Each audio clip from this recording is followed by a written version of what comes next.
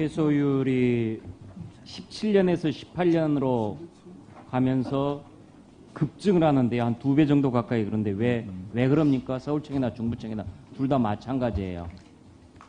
이게 건수는 뭐 비슷한데 금액으로 지금 급증을 하는데 뭐 일부 고액 사건 폐소 때문이다. 뭐 이렇게 지금 그런 식으로 대답을 하실 것 같은데, 근데 결국은 패소했다는 얘기는 부실과세 아니에요?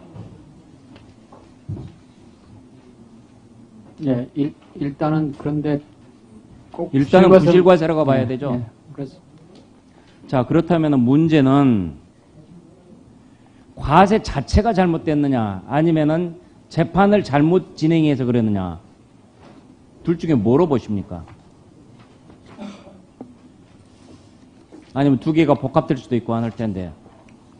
행정심 단계에서 국세청 외부에 있는 심판원의 판단을 한번 받은 사건이 소송이 진행되기 때문에 그 소송 패소가 무조건 모두 다 부실과세라 이렇게 일률적으로 말하기는 좀 어려운 측면이 있고요. 그러니까 행정심에서 일단 한번 걸렀는데도 그렇게 결국은 패소했다는 얘기는 행정심이 못 따라가든지 아니면 행정심에서 일단 잘못 판단을 했든지 뭐 둘 중에 하나잖아요. 이게 그래서 그런 이유가 있을 텐데, 자, 원인 분석은 됩니까?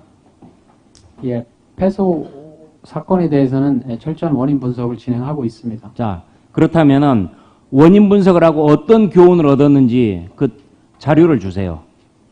그래서 제대로 원인 분석을 하는 것인지, 그래서 여기서 제대로 된 교훈을 얻고 있는 것인지, 이것을 사건별로 자료를 좀 제출해 주세요.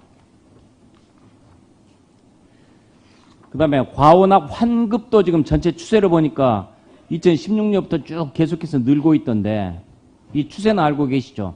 예. 저는 과원합 환급도 늘고 있다는 것은 이것도 역시 과세 품질 문제 아니에요? 예, 그렇죠. 예, 일단 그렇습니다. 액수도 그렇고 건수도 그렇고 과원합 환금이 지금 늘고 있는데, 이거 보면 뭐 민법상으로 보면 다른 식으로 얘기하자면 부당이득의 반환 뭐 이런 꼴이 되는 거잖아요.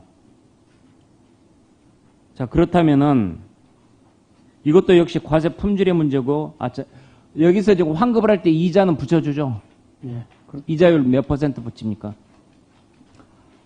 환급 가산금 이자율이 지금 현재 2.2%대인 걸로. 그러니까 환급할 때도 지금 2점 몇 %로 지금 붙여줍니까? 예. 자, 그럼 이 과원합에 대해서도 원인 분석을 해야 될 거 아니에요. 그리고 내부 직무교육을 통해서도 재발하지 않도록 해야 될 거 아니에요. 그럼 이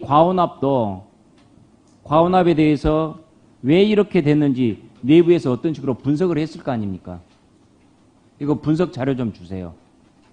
그리고 도대체 어떤 교훈을 얻고 있는지, 내부에서 제대로 교육을 하고 있는지, 그래서 이런 부분들이 제대로 따져봐야지 과연 제대로 안에서 공부를 하고 있는 건지 교훈을 얻었는지 그렇게 되고 있지. 안 그러면은 무조건 일 열심히 해라 하니까 무조건 세금 매겨놓고 그 다음에 환급을 하든지 소송이 들어가든지 끝나 모르겠다. 그 다음 내 뒷사람 일이다.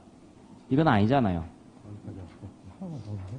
그리고 저 고소득자에 대한 세무조사도 보니까 저 부가세가 계속 지금 징수가 낮아지고 있던데, 여기서 지금 고소득자라면 기준으로 얼마를 잡고 있습니까? 내부에서는? 업종에 따라 다릅니다. 통상 한 5억 원 정도를 기준으로. 대략 한 5억 내외 정도.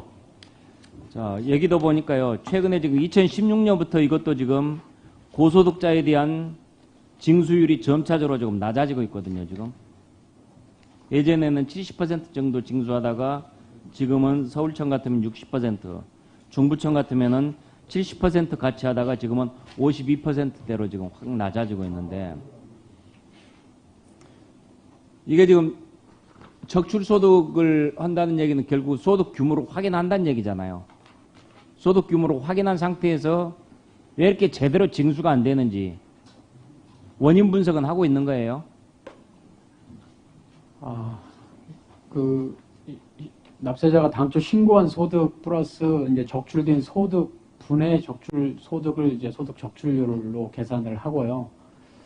그 징수율이 낮아지는 이유는 최근에 좀 낮아진 이유는 이제 과거에는 전문직 사업자에 대한 조사를 좀 많이 했습니다. 근데 이제 많이 양성화가 돼서 최근에는 좀 취약 업종과 현금 수입 업종 위주로 조사를 하다 보니까 일부 더구나 또 민생침해 사업자에 대한 조사 일부 꺼내서 고액 그 미납 금액이 있어서 좀 징수율이 낮아진 측면이 있습니다.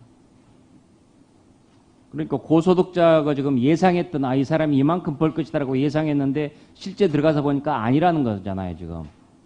그것도 지금 보니까 이 적출소득이 서울청은 60% 정도밖에 안 되고 63%, 중부청은 외래 114%로 높고 서로 들쭉날쭉하거든요.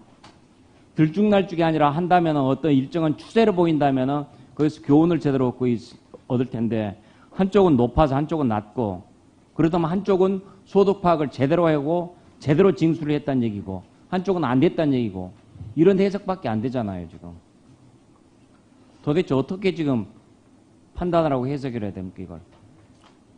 그 고소득 사업자 조사로 저희가 이제 분류하고 있는 사업자 중에 그 민생침해 사업자, 그러니까 불법 대부업자라든지 유흥업소 이런 사업자의 경우에는 차명으로 재산을 보유한다든지 또 뭐 명의위장 뭐 그러니까 여러 가지 은닉 수법이 있을 텐데 그 은닉 수법에 대해서 그 은닉 수법을 이제 내부에서도 잘 아실 거 아니에요.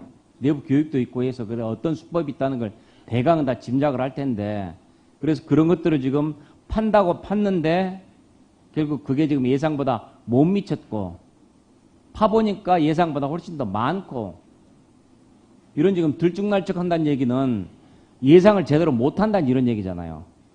그러니까 세법상 탈루 소득이 적발이 되면 당연히 세금 추징은 해야 되고요. 다만 그 사업자가 이제 소득이나 재산을 은닉한 경우에 실제 좀 징수가 늦어지거나 좀 어려운 경우가 있습니다.